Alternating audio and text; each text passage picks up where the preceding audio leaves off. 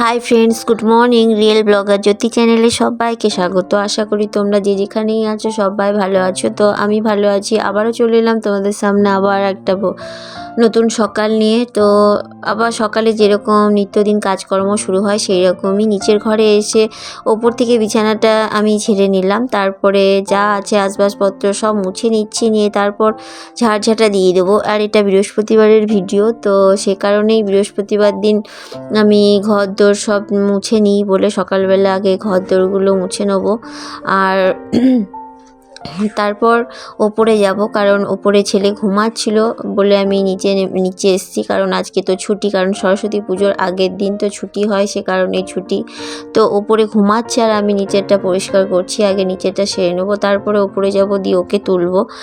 আর ও বাড়িতে থাকলেই মানে কাজ করতে আমার দেরি হয়, কারণ ওকে আগে খাওয়ানো দাওয়ানো পড়ানো, তাছাড়া পড়ানোর দায়িত্বটাও আমার, কারণ না পড়ালে আর সারাটা দিন আমি ওকে পড়াতে পারবো না, কারণ একটার পর একটা কাজ আমাকে করতে হবে তার কারণে। তো আজকে আমি ভেবেছি, আজকে যেহেতু শারীরিক প্রবলেমের জন্য পুজো করতে পারবো না, তো সে কারণে আজকে পুজো করবো না।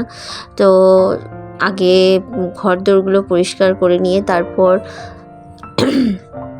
ওকে পড়াবো, আগে ওকে খাওয়াবো কিছু, তারপর পড়াবো। তো আমি এখন ঘরটা ঝাড়ঝাঁটা দিয়ে নিলাম, দিয়ে এখন মুছে নিচ্ছি। তো আমি কিছুতে করে জল নিয়ে বা ন্যাতা নিয়ে চুবিয়ে চুবিয়ে মুছছি না, একবার করে ন্যাতাটাকে মুছে নিচ্ছি আর বেসিন থেকে ধুয়ে ধুয়ে নিয়ে আসছি, দিয়ে আবার মুছছি। কারণ ওই গামলাতে বা বালতিতে করে জল নিয়ে নিয়ে মোছার থেকে ওইভাবেই আমি ধুয়ে ধুয়ে নিয়ে আসছি, দিয়ে মুছে নিচ্ছি। আর একটুখানি শুকনো শুকনো করেই মুছছি, কারণ শীতের দিন আর ঠান্ডা মেঝে হয়ে যাচ্ছে আরও ঠান্ডা, তার ফলে পা দিতেও কষ্ট হয়, তার কারণে আমি সবগুলোকে আগে মুছে নিচ্ছি। আর এটা বলতে হয় না যে তোমাদেরকে একটা থাম্বনেইল দিয়েছি যে যে দায়িত্ব নিতে জানে তার ঘাড়ে অটোমেটিক্যালি দায়িত্ব চেপে বসে। কেউ কাউকে দায়িত্ব দেয় না বা দায়িত্ব কেউ ছেড়েও দেয় না। আজকে একটা মেয়ে শ্বশুর বাড়িতে খুব সহজে দায়িত্ব কাউকে ছেড়ে দেয় না, বিশেষ করে শাশুড়ি মারা বেটার বউকে কখনো দায়িত্ব ছেড়ে দিতে চান না। তো এটা একটা কথার সূত্রে আমার মানে শাশুড়ি মায়ের সঙ্গেই কথা সূত্রে সেই কথাটা আমার মনে হলো, কারণ দায়িত্ব আমার জীবনেও তাই ঘটেছে। দায়িত্ব আমাকে খুব সহজে কেউ ছেড়ে দেয়নি, আমি নিজের দায়িত্ব নিয়েছি, কারণটা দায়িত্ব নিতে বাধ্য হয়েছি। যখনই আমি এই সংসারে দায়িত্ব না নিয়েছি তখনই আমার এই পরিবেশে থাকাটা দায় হয়ে যেত। সেটা আমি বলছি না, সেটা অনেক কারণেই। তো সে কারণেই আমাকে দায়িত্ব নিতে হয়েছে নিজেকে চলার জন্য, নিজেকে ভালো রাখার জন্য। তারপরে ছেলের কথা ভাবতে গিয়ে কারো উপর আমি ভরসা করিনি বা ডিপেন্ড করিনি, সে কারণেই দায়িত্বটা আমাকে নিতে হয়েছে। তো ওইটাই আমি নিজেকে দিয়ে ভাবছি যে দায়িত্ব কাউকে দিতে হয় না বা কেউ দায়িত্ব ছেড়েও দেয় না, দায়িত্ব নিজেকে নিতে হয়। আর যারা নেয় তাদের কাছে অটোমেটিক্যালি দায়িত্ব চেপে বসে। তো দেখো নিচেরটা সব কিছু সেরে সুরে চলে এসেছি, দিয়ে ওপরে ছেলের জন্য দুধ আর বিস্কুট, একটু দুধ গরম করে নিয়ে এসেছি, ওকে বিস্কুট দিয়ে আগে দুধ বিস্কুট দিয়ে বসিয়েছি, দিয়ে আমি ওপরের কাজকর্মগুলো সারবো। দিয়ে তারপর মনে মনে ভেবেছি যে যেহেতু ঠাকুর ঘরে যাব না, তো সে কারণেই আগে বাসি জামা কাপড়গুলো এই কাজকর্মগুলো করে জামা কাপড়গুলো ছেড়ে নিয়ে তারপর জামাটা চেঞ্জ করে আবার ছেলের জন্য খাবার তৈরি করব, দিয়ে তারপর একবারে রান্নাবান্না সেরে স্নান করব। তো স্নান করতে করতে আমার অনেকটাই দেরি হয়ে যাবে। তো যাই হোক, আজকে এইভাবেই। আর সকাল সকাল স্নান করাটা আমার অভ্যাস হয়ে গেছে, স্নান না করলে ভালোও লাগে না, কিন্তু কিছু করার নেই। ভাবলাম যে ঠাকুর ঘরে যেতে না পারলে তো কি দরকার, সকালবেলা আর স্নান করব না। তো দেখো আমার এই স্পেসটা এত ছোট, খাট আলমারি রেখে যে বসে যে একটু ঝাড়ঝাঁটা দেবো বা মুছবো সেটা জায়গা নেই। তো ওইভাবেই একটুখানি ঝাড় দিয়ে নিলাম, খাটের তলাটা দিয়ে এগুলোকে সব পরিষ্কার করে নিচ্ছি।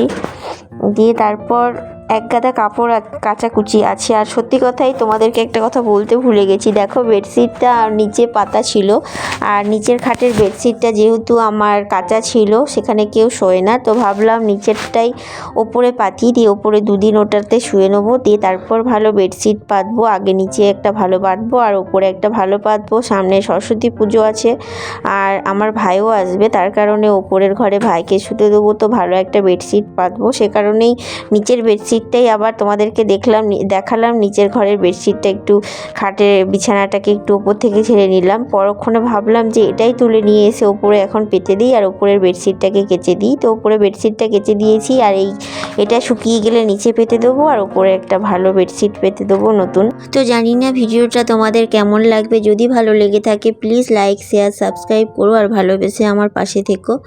আর সরমার রান্নাঘর দিদিভাই তোমাকে অসংখ্য ধন্যবাদ, তুমি আমাকে একটা খুব সুন্দর কমেন্ট করেছো আর ভালো লাগলো তোমার এত বড় চ্যানেল তবুও তুমি আমার মতো ছোট ক্রিয়েটারের ভিডিও দেখেছো, তোমাকে অসংখ্য ধন্যবাদ। এইভাবে পাশে থেকো, আমিও তোমার পাশে আছি। তো চলো এক গাদা কাপড় কাচাকুচি ছিল বলে ভাবলাম যে সকালে এগুলোকে কেচে নিই, নাহলে তো আমার স্নান করতে অনেকটা দেরি হয়ে যাবে আর তখন কাচলে সব শুকোবে না। তার কারণেই সব কটা আগে কেচে নিলাম, দিয়ে জামা কাপড় ছেড়ে চলে এলাম, দিয়ে তারপর ছেলেকে নিয়ে নিচে যাব। তো তার আগে ওপরেরটা এখন সব কমপ্লিট করলাম, তো তোমাদেরকে একটু রিভিউ দেখিয়ে দিলাম। তো দেখো আমার ঘরটাও গোছানো কমপ্লিট হয়ে গেছে, দিয়ে উপরে যা যা ছিল আমি সব পরিষ্কার পরিচ্ছন্ন করে ছাদে একবারে কাপড় মেলে কাপড় ছেড়ে টেড়ে আমি এখন নিচে যাব। তো আর এইসবগুলো প্রতিদিন কাজ করতে হয় আমাকে, আর এর ফলেই আমার অনেকটা টাইম চলে যায় আর ছেলেকে পড়াতে পারি না। তার কারণেই আগে ভেবেছি ওকে পড়াবো, তো নিচে নেমে এসে আগে ওকে পড়িয়েছি। আর সত্যি কথাই তোমাদেরকে বললাম না যে দায়িত্ব যে নিতে জানে তাকে তার ঘাড়ে অটোমেটিক্যালি দায়িত্ব চেপে বসে, আর দায়িত্ব সহজে কেউ ছেড়েও দেয় না, আবার দায়িত্ব কেউ কেড়ে নিতেও চায় না। যে দায়িত্ব নেওয়ার তারা অটোমেটিক্যালি অনেকের কাছ থেকে দায়িত্ব অটোমেটিক্যালি চলে আসে। তো তার কারণে অনেকেই মনক্ষুণ্ণ হন। যেমন একটা বউ শ্বশুরবাড়িতে শাশুড়ির কাছ থেকে যেমন দায়িত্ব নিয়ে নিলে শাশুড়ি মা মনক্ষুণ্ণ হন, কিন্তু সে বুঝতে পারে না যে তার শাশুড়ি মা মনক্ষুণ্ণ হচ্ছেন, কারণ এটাই সমাজের নিয়ম, এটাই সংসারের নিয়ম। পরিবর্তন, একজন যাবে তার পরিবর্তে আরেকজন বসবে, কিন্তু এগুলো আমরা মেনে নিতে পারি না, আমাদের কষ্ট হয়। তো সেরকমই দায়িত্ব কেউ ছেড়ে দেয় না, যে দায়িত্ব নিতে জানে তার কাঁধে অটোমেটিক্যালি দায়িত্ব চেপে বসে। তো পরক্ষণে বোঝা যায় যে মানুষটার কাছ থেকে দায়িত্ব নিয়ে নেওয়ার ফলে হয়তো সে মনক্ষুণ্ণ বা হয়, জানি না। তো আমি দেখো উপরে চলে এলাম, উপর থেকে নিচে চলে এলাম, দিয়ে এসে ওকে পড়াতে বসেছি। দিয়ে এদিকে আমি ভেবেছি যে ও তো দুধ বিস্কুট খেয়েছে, একটু তার আগে একটু পড়ে নিক, আর আমি এদিকে ওর জন্য একটু আলু ভাতে একটু ডাল ভাতে চাপিয়ে দিলাম। আর তারপর আমি একটু ভাবলাম যে গলা ব্যথা করছে, একটু চা খাই। আর শীতের দিন একটু চা খেতে এক সময় ভালোই লাগে। চা খেতে আমি অতটা পছন্দ করি না, কিন্তু শীত বলে একটু চা খেতে ভালো লাগে, তার কারণে আমি একটু এদিকে চা বসিয়ে নিচ্ছি। আর শ্বশুরবাড়িতে একটা মেয়ে নিজের খেয়াল নিজেকেই রাখতে হয়, কেউ তার খেয়াল রাখে না। তো নিজের ভালো মন্দ সব কিছু নিজেকেই ভাবতে হয়। সেরকমই ভাবলাম একটু 1 কাপ চা করে নিই। তো সেই চাটা আমি একা খাইনি, বর এসেছিল, সেখান থেকে ওকে আবার একটুখানি চা দিয়েছি, তারপরে আমি একটু খেয়েছি। আর এদিকে ভাত চাপিয়ে দিয়েছি, আর এই প্রেসারের হ্যান্ডেলের লকটা লাগে না। তো আগে প্রেসারে গ্যাস হয়, বাষ্প তৈরি হবে, তারপরে সেই বাষ্পতে ঢাকনাটাকে চেপে দিলে তবে সেটা লাগে। তো আমার এদিকে ভাতও হয়ে গেছে, দিয়ে ওকে ঘি দিয়ে আলু ভাতে ডাল ভাতে দিয়ে চটকিয়ে ওকে খাওয়াতে বসেছি। তো আজকের জন্য এইটুকুই। সবাই ভালো থেকো, সুস্থ থেকো, দেখা হবে আবার পরের ভিডিওতে।